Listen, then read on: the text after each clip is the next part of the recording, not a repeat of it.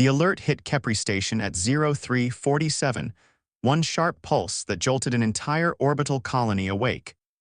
Commander Ilara Mendez was already on the bridge of the cruiser Resolute when the message flooded every channel, repeating in more than 400 languages. Kneel and serve or be reduced to cinders.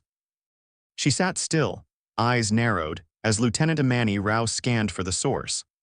Moments later, Rao's face went pale. 312 warships had appeared at the edge of the system, Corthan Ascendancy, Dominion-class invasion fleet, broadcasting the threat from every hull. Mendez commanded one cruiser, 2 escorts, and a logistics station. Against 300 capital ships, the math wasn't strategy, it was doom. But she didn't hesitate. She ordered full evacuation. Civilians filled transports in grim, urgent lines. Parents carried children. Workers clutched emergency kits long buried in storage. 90 minutes later, the first ships launched toward the inner system. Mendez held the Resolute in position to shield the last transports. When Earth Command failed to respond quickly enough, the Ascendancy sent their second message. You have chosen fire. The first strike tore through Kepri Station at 0512. On her tactical display, Mendez watched thousands die. 8,000 had called Kepri home, nearly 6,000 never made it out. She locked the number in her mind like iron and didn't allow herself a single tear. Her job now was survival. Her battered cruiser limped into the relay corridor under brutal fire, 11 crew dead, 3 decks gutted, hull plates peeling. Barely but defiantly, they escaped.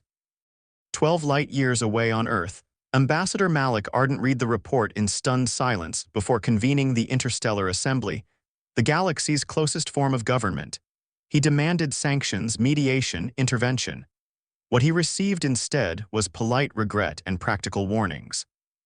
The Corthan Dominion had crushed 200 civilizations.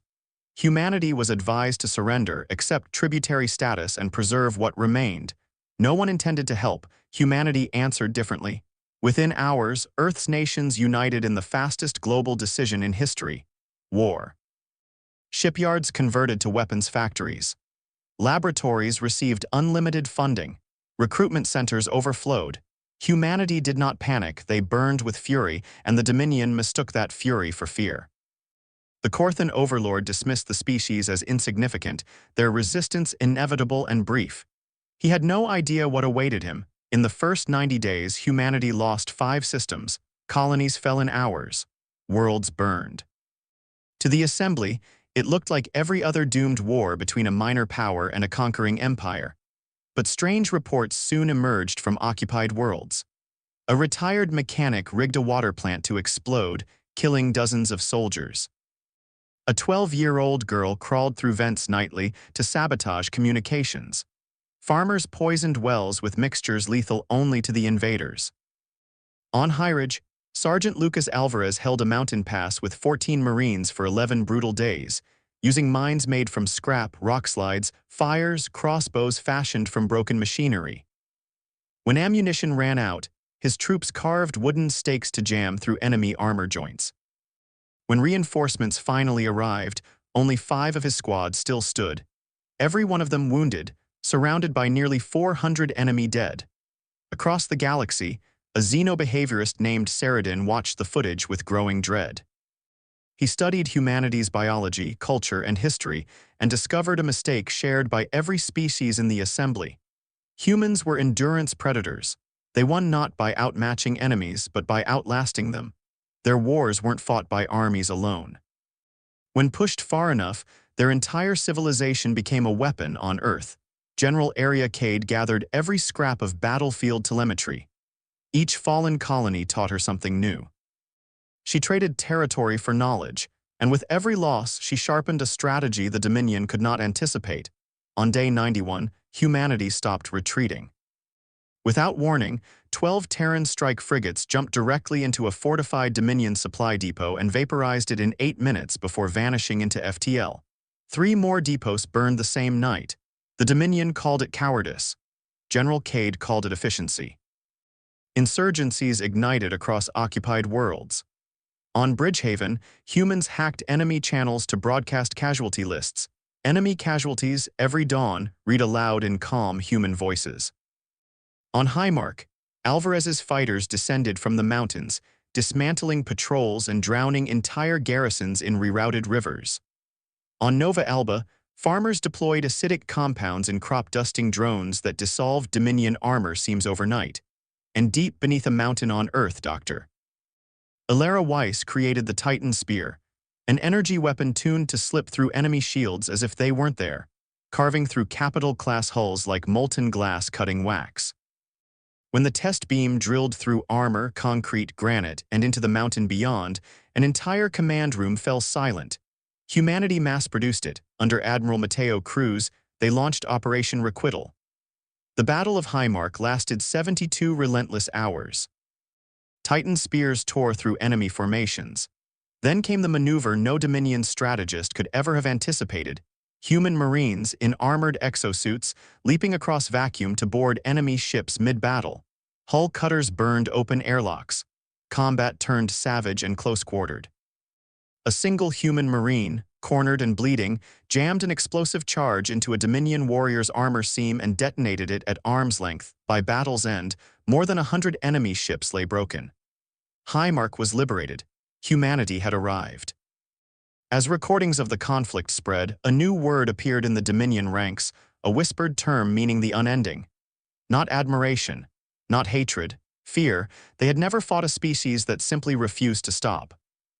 6 months into the war, the Interstellar Assembly could no longer pretend humanity's survival was a statistical impossibility. A scholar named Salen Tor was summoned to explain. His address stunned the chamber. He described a species born of violent climates, capable of tracking prey for days, capable of fighting through injuries that should end them, capable of total war mobilization. They valued ideas so fiercely they would die for symbols. They solved problems with terrifying speed. And when wounded, they pursued vengeance with a devotion no model could quantify. This species, he concluded, must be treated as a Tier 1 power, or the galaxy may not survive misjudging them again. Meanwhile, the Dominion crumbled. Subjugated client worlds defected after humanity promised freedom instead of annihilation. Their fleets powered down. Their monuments fell. 1 year after the massacre at Kepri, humanity reached the Dominion homeworld. Captain Ilara Mendez, older, scarred, carrying the 6,000 dead of Kepri in her memory, led the vanguard aboard her ship Remembrance. The final battle raged for 8 brutal hours. When the Dominion fleet broke, humanity pulled back, not to destroy the planet, but to give them a choice. The transmission echoed across every channel. We hold the power to erase your civilization. We will not. Surrender, face justice, and live. We are not what you are. The Dominion overlord, standing alone in a throne chamber filled with the bodies of his own mutinous officers, surrendered. The aftermath reshaped the galaxy.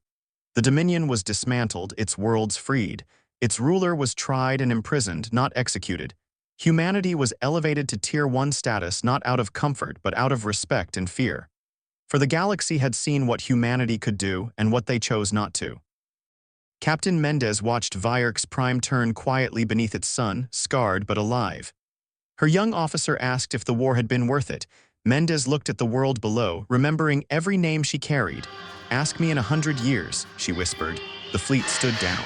The war was over. And the galaxy would never see humanity the same way again. Thanks for watching. If this journey through the unknown sparked and imaginations, share your thought in the comment below. Until your next adventures behind the stars. Thank you so much.